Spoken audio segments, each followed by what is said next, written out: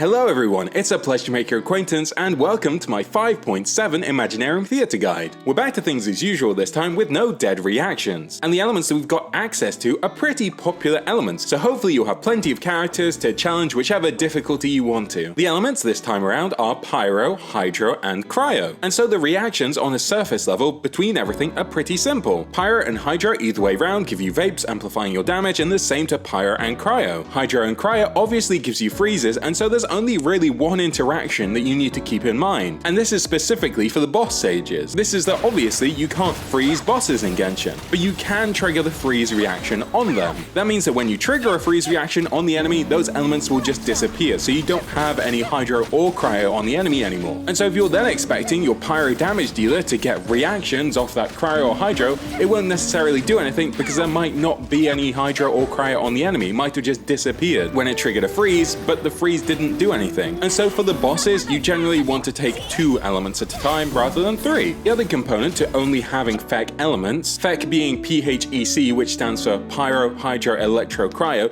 so the damaging element, means that you have no animo and you have a lot less characters that can reduce enemies' resistance to the elements you're doing the damage of. And so characters like Sidlali that can reduce enemies' resistance to both Pyro and Hydro is quite valuable. But as usual, this is Imaginarium Theater. Character stats don't matter too much, because you'll get a lot of damage from the Brilliant Blessing, you'll get a lot of extra stats on all your characters from the Blessing levels. Even if you end up bringing Skirk and Escoffier with a Pyro character that means their kits don't work as well, it doesn't really make that much difference. There's definitely a few characters that will be weaker in this theater, like Nilu who can't make Bloom teams work, Chevreuse who expects you to have an Overload team, physical units who can't trigger Superconduct. You get the idea, so just beware of those kind of characters when you're playing through it. I did think about making kind of video going through all the characters and saying, if you haven't got them built, is it worth building this character? But a lot of the characters are so conditional, and generally people just build the characters they like anyway. And so because of that, we can jump right into the general tips. And I'm going to somewhat speedily run through these. First of all, throughout your run, you should be thinking about saving particular characters for certain stages. Some of the bosses this theater really want you to bring specific units to complete the mechanics they have, and so you should be saving the characters that can complete those mechanics for those stages and not getting them earlier. Even having an idea of the kind of teams you'll want to run from the characters you're picking beforehand is super useful, and doing that means you end up with a good balance of off-field and on-fielders. If you take too many on-fielders, you'll be stuck with these really awkward teams where you can only do damage with one character at a time. Energy providing weapons and building extra energy on your characters can be useful because you can't change their stats in Imaginarium Theater. You can't give them specific energy around a certain team, and so having more energy to burst more often and make use of their kit is just convenient. Unlike last theater where we had a really strong Brilliant Blessing to make up for the fact that we didn't get a reaction, all the damaging buffs pretty much end up giving you a very similar thing. No standout Brilliant Blessings to pick. Just take the blessings based on your team. If you're running a lot of Pyro and Hydro characters, then take the Hydro and Pyro blessing. As always, mystery caches, whether they're free or the 40 cost ones, are pretty rewarding, so take them when you can. And remember, if you have the opportunity, to also borrow a character from a friend. This theater, one of the better characters to borrow if you don't have themselves by a good margin is Farina. While she does need healing in the team to buff up characters properly, the hardest mechanic to fulfill is probably the mechanic of the third boss, the second to last one in stage 8. And you'll probably want a Cryo team for stage 10, and so if you're making a freeze team, she'll be useful there as well. And feels very similar requirements, and of course just taking a really strong damage dealer like Mawika or Skirk are good options. The alternate cast characters obviously aren't the elements of the current theater, meaning they won't be able to trigger any elemental reactions that help with those blessings. In turn for that, they get double the buffs from blessing levels, which is a pretty sufficient trade-off. Last thing I wanted to mention is equipping priority, which is simply saying the characters that are doing the damage, it's more important for them to have good builds than the support characters. You can stick one of your weaker level 70 characters on a noblesse set, give them a bunch of energy recharge, and they'll still have a lot of support capability, even if their artifacts are pretty low level. On the other hand, if you gave your damage dealer really low level artifacts, they're losing a lot of damage and really making it much harder for you. And we have the same star rewards that they implemented last theater, so at 3 you get the artifact experience, at 6 you get the resin, and at 9 you get that artifact rerolling material. Something important to note for the resin is that the timer on it starts from when you claim the resin. It means if you want to save it for next patch, you want to claim it as late as possible. If you do that though, just make sure not to forget about it. Right, let's take a look at the opening characters. Remember, all of these characters will get a 20% buff to attack, HP, and defense, and this applies everywhere in the game, not just in Theater or in the overworld, but also Abyss or Stygian Onslaught. You have some pretty great great characters this time around. We have Linny, Xiangling, Child, Dahlia, Wriothesley, and Rosaria. Rosaria and Xiangling do pretty good off-field application of their independent elements. Linny and Wriothesley are both damage dealers that work pretty well no matter the team they're in. And Child is still great, albeit a little older now. Dahlia is the only defensive unit we're actually starting out with this time around. For special invitations, we have the burning combination of Emily and Kanich, two more defensive characters, the first being the only Animo character you can get access to, which is Lanyan, and then Noelle. So as you can see through special invitation, we can't even get an Electro character for Overload teams. Main problem with the early stages is a lot of these characters are quite valuable, meaning you might want to prioritize recruiting some characters over getting the buffs initially, to get rid of some of those weaker characters in the early stages when it's easier to complete them. There's not really any strong resistances here. Even the mechs are pretty safe choices. I like the two big chunky mechs most. Even the YOP having annoying mechanics is still very easy to deal with because it's one of the early stages. Because we don't have many grouping options, I generally also like to pick the more single target enemies this theater. Here I like the Dendro Breacher Primus. You don't need to damage their ward to do damage to them. Or if I'm mainly using Cryo and Hydro characters, the self-infusing Avatar of Lava is really easy to fight because it gets you so many free reactions. Keep in mind it does have really high pyro resistance. Most of these chambers are pretty simple, and then we're on to Act 3, which is the Icewind Suite nemesis of Coppelius. This is the exact same version that you meet on floor 12 of the Abyss. The gentleman stays in the center and his partner spins around the outside. After about 30 seconds or whenever Coppelius falls below 71%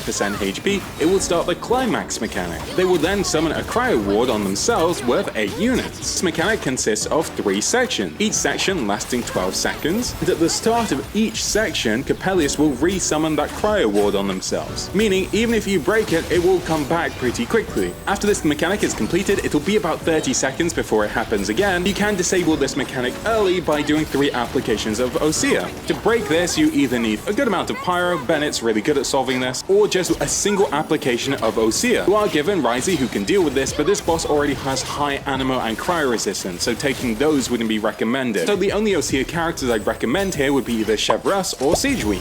As always for the Monolith chamber, I highly recommend picking the chambers with few enemies in. This time around we once again have the secret source robots or fluid avatars of lava. And as usual, you don't have to use any particular character to get through these stages if you pick those enemies, as long as you're just attacking them and distracting them. Get rid of some characters you don't really want to use in harder chambers. For Act 5, I wouldn't recommend any of the Rift Hounds. This is mainly because they get reduced resistances to the element that they are. But because we don't have access to that type of damage, they're going to have just naturally higher resistances. For Guards and Graders, the Machines, and the Inazuman Warriors should be fine. I like the Rune Graders because they're big and chunky and easy to hit at the same time. After that, we're facing an enemy that we haven't seen in a little while, the Suanni. The Suanni has really high natural resistances to both Hydro and Animo, and you'll definitely want to take Cryo for their mechanic. The Suanni has 2 main mechanics, and during both of these, they gain really high resistances until you've completed them. The first mechanic occurs after about either 2 attacks or once it's reached below 70% HP. The Hydro one should occur first. It infuses itself with Hydra and does a bunch of Hydra around the arena. To stop it from continually damaging is to first of all apply Cryo to it to freeze it, and then trigger any kind of Cryo reaction off it. Whether that's Swirl, Superconduct, Shatter, etc. Just not more freezes. If you do for some reason only have Hydra and Cryo, you can trigger Shatter off them by hitting them hard enough or plunging down on them by jumping up them, or just bring a Pyro character and trigger Melt, to then lose all their resistances and they're paralyzed for about 12 seconds. Then either after an extended period of time or when it reaches below 40% HP, it will start the second mechanic. Here it will summon 3 Animo orbs around the edge of the arena. Simply need to apply Hydro, Cryo, or Pyro to each of those orbs. That ends the mechanic and paralyzes them again in the center of the arena. Lastly, throughout the fight, one of the moves it could choose to do is infuse itself with Hydro and do a small dash. During this period, you can freeze it and trigger a reaction off it to once again paralyze it. I'm not going to explain the consequences of failing those mechanics. If you want to check out that, you can see it in my 5.4 Abyss guide.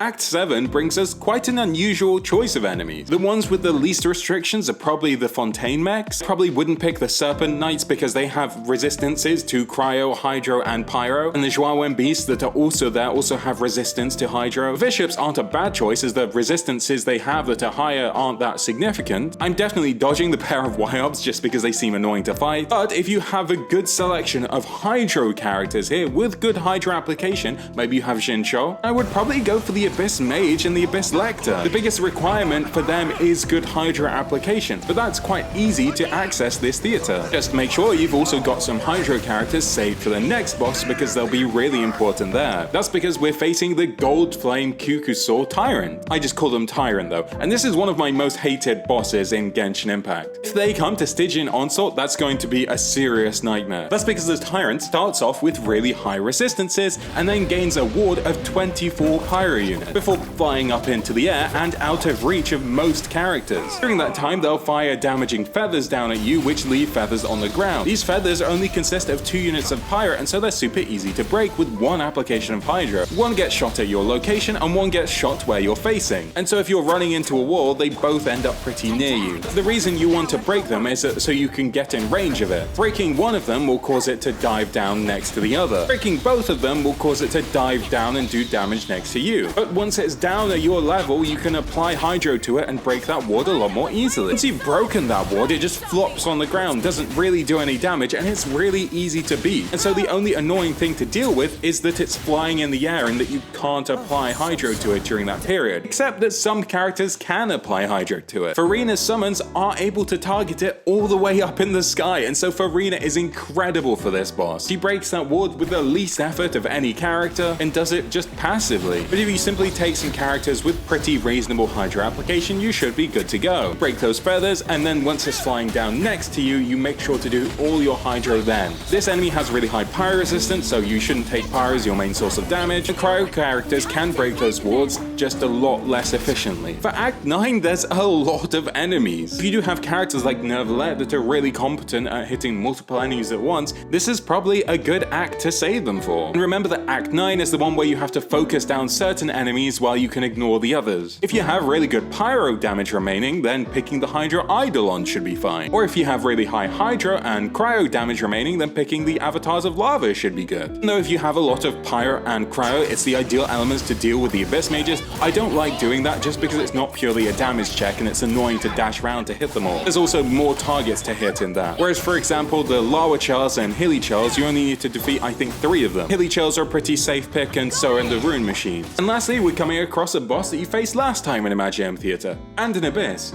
and in Stygian Onslaught, so I hope you're pretty familiar with it now. This is the Secret Source Automaton Overseer device. The Overseer device pretty soon into combat will start a mechanic where it gains huge resistances and enters the sweeper mode. It has a resource bar next to its name, and this will slowly charge up, starting at 32 points and gaining 5 every second. Every instance of cryo damage it takes, it reduces that bar by 4 points, meaning you need just over 1 hit a second to make that bar go down. So you'll want to take multiple off-field cryo characters and a melt carry, either a freeze team, cryo carry like Risley should be able to reduce this bar enough on their own. That's because when the points in this bar drop below 10, its resistances drop from 210 all the way down to 0. Go to minus 40 for cryo. This will last for about 30 to 40 seconds. After that, it will exit this mechanic and go back to its standard form where it has very low resistances, do 3 to 4 attacks, and then start up the sweeper mode mechanic again. If you somehow ended up with no cryo characters at the end, but instead you had access to some Nalan characters, maybe you had Mawika and Pyro main character, then there's a second resource bar on this boss, which is the glowing runes around the outside. You have characters entering Night Soul mode and staying in Night Soul mode, that charges up this meter, and once it reaches 180 points, will turn into the Counter Strike form. During this form, its resistances get lowered from that 210 down to 45, so it's not quite as much as lowering it through cryo, but it's still significant enough that you should be able to beat it this way. And that should be it for this boss. It should be everything you need to know. Just apply lots of cryo and you'll be good. I haven't gone too much into the specific mechanics of the enemies here, one because this game mode's a little bit easier, but I also want it to be a bit more digestible. If you'd rather have really thorough in-depth details on how these mechanics and enemies work, I suggest you check out my Abyss guides or my Stygian Onslaught guides when those enemies are featured. And of course, we're at the end of the video now. That's Act 10. I hope you managed to get all of the rewards you wanted to, or you learned everything you needed to. If you have any other thoughts, comments, corrections, that's always super appreciated. In fact, on that point, my latest Stygian Onslaught guide needed quite a fair few amount of corrections and changes to it because there was constantly so much information that we were learning. So do check out that pinned comment to see if there's anything significant. And lastly, as always, if you enjoyed this guide, consider maybe subscribing, and then you can catch it next time, or dropping a like if you thought it was really good. Maybe even commenting how you found it. Interactions always help boost the video, and that's super appreciated. Same goes for if you thought this was useful and if you have a friend that you thought would also find it useful. Anyway, I should stop rambling about that stuff. I've got more editing to do, Twitch streams to do. I wish you all the best and have a lovely rest of your day. Bye!